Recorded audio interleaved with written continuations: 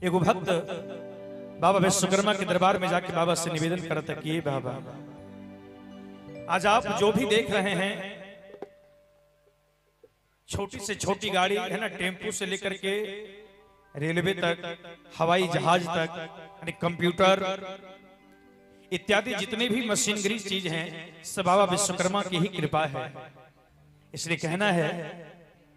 और जितने भी ड्राइवर हैं, हमारे जितने भी ड्राइवर साहब हैं, उन पर तो बाबा विश्वकर्मा की विशेष कृपा है।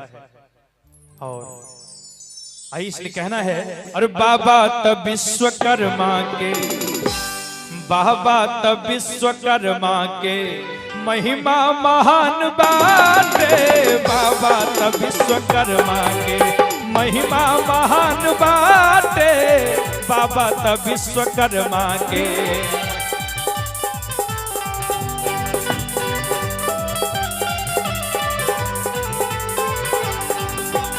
महिमा महान बाटे, बाबा तब विश्वकर्मा के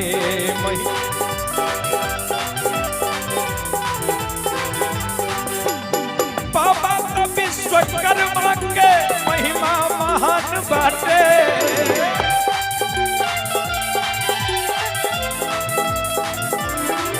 ओ बाबा तब विश्वकर्मा के महिमा महान बाटे।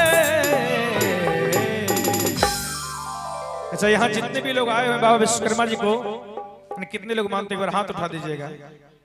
बाबा विश्वकर्मा के नाम पर दोनों हाथ ऊपर रहे और मीठी मीठी करताली के साथ कहेंगे, और सब कर कारज सवारेला, कि सब कर कारज सवारेला,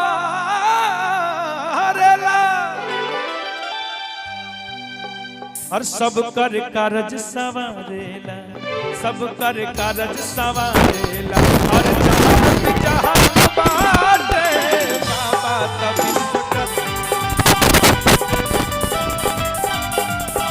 बाबा तब विश्वकर्मा के महिमा महान बाटे।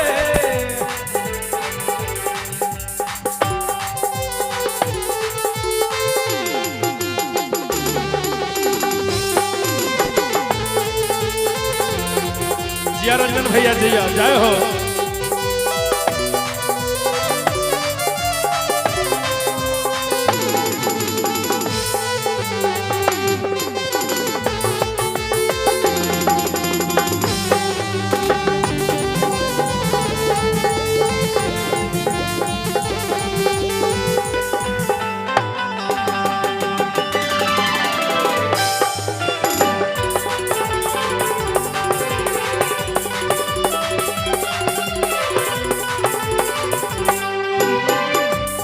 बाबा तब विश्वकर्मा के, बाबा तब विश्वकर्मा के महिमा महान बाटे, बाबा तब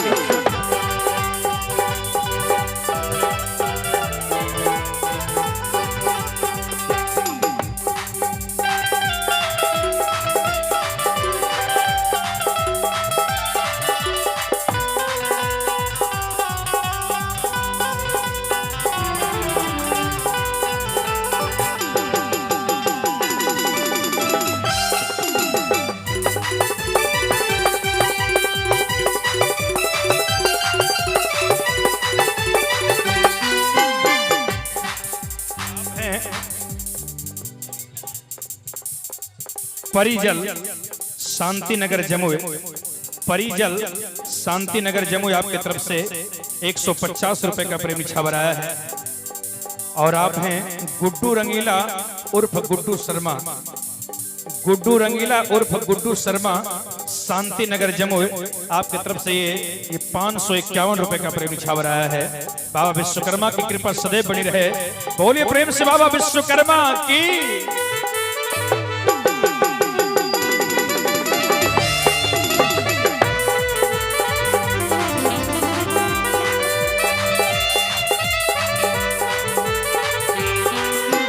और कहते हैं, मूर्ति बनावे के शक्ति इनके कृपा से होला,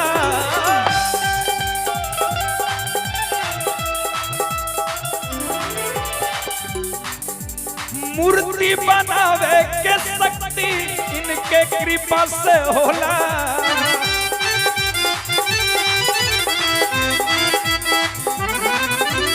इनका के याद कैलाश एक दिन तब बाबा भोला।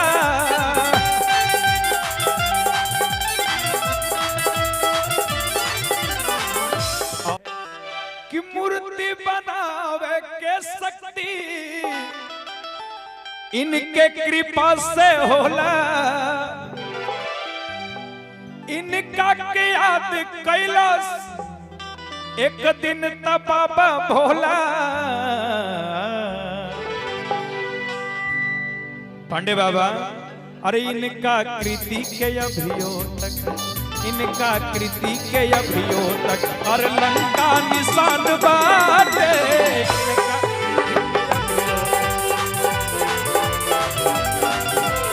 इनका कृति के अभियो तक लंका निशान बाटे। इनका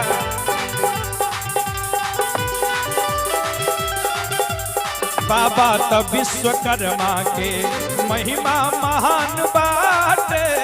बाबा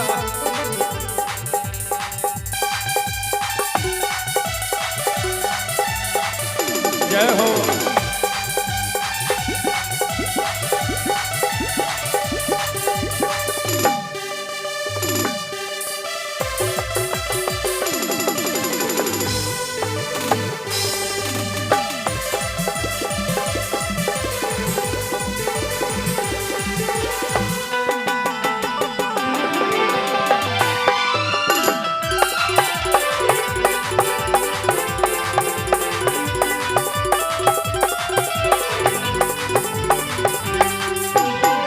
और विश्वकर्मा बाबा के अजब देख खेल हो।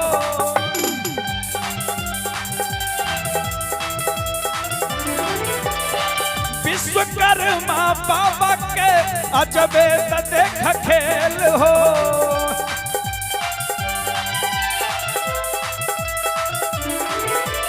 इनके कृपा से चलेला बस कार टेम्पू रेल हो।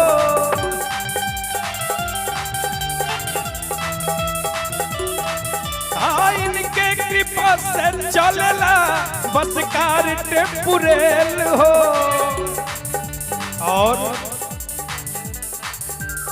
कहते हैं कि बाबा ता विश्वकर्मा के अजबे ता देखा खेल हो। इनके कृपा से चलेला बस कार टेम्पू रेल हो।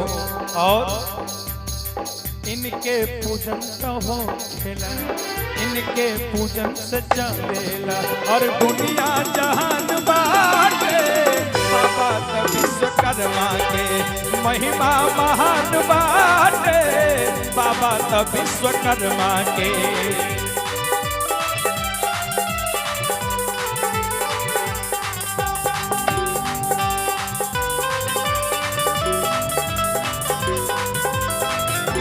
और विश्वकर्मा भगवान की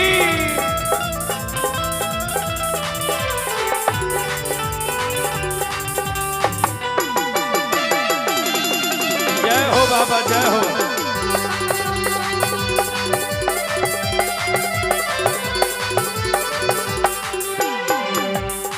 बाबा तब विश्वकर्मा की महिमा महान बाटे। और इनके पूजन का समय और तिथि भी निश्चित है। इनकी पूजा जब भी होगी तो 17 सितंबर ये डेट फिक्स है। इनके डेट में कोई भी नहीं आ सकता है। इनके डेट में कोई भी नहीं आ सकता। इनका डेट फिक्स है। जितने भी त्योहार हैं सबका तिथि इधर से उधर हो सकता है, लेकिन बाबा विश्वकर्मा जी का ये तिथि कभी इधर उधर से नहीं हो सकता, बिल्कुल निश्चित है।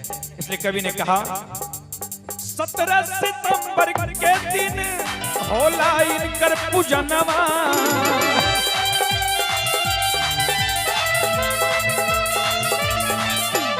17 सितंबर के दिन होला इनकर पूजनवा।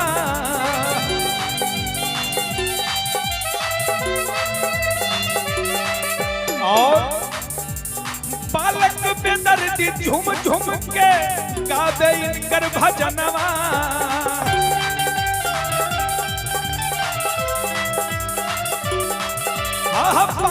बेदर्दी झुम झुम के गावे इनकर भजनवा।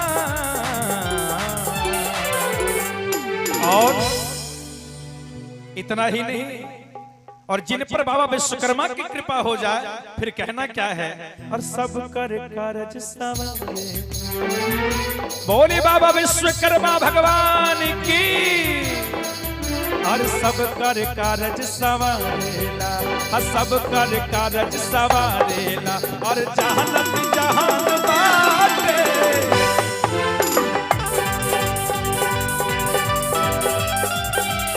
बाबा तो विश्वकर्मा के महिमा महान बाटे।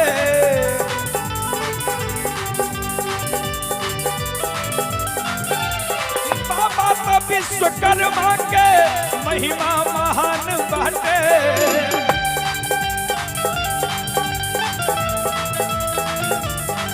ओ बाबा तो विश्वकर्मा के महिमा महान बाटे।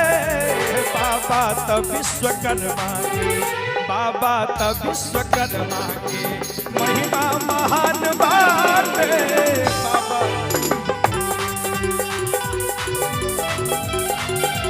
बाबा तो विश्वकर्मा के महिमा महान बाटे। बाबा तो विश्वकर्मा के महिमा महान बाटे।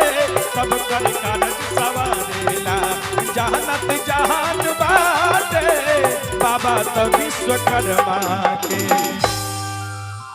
बोली प्रेम से बाबा विश्वकर्मा की।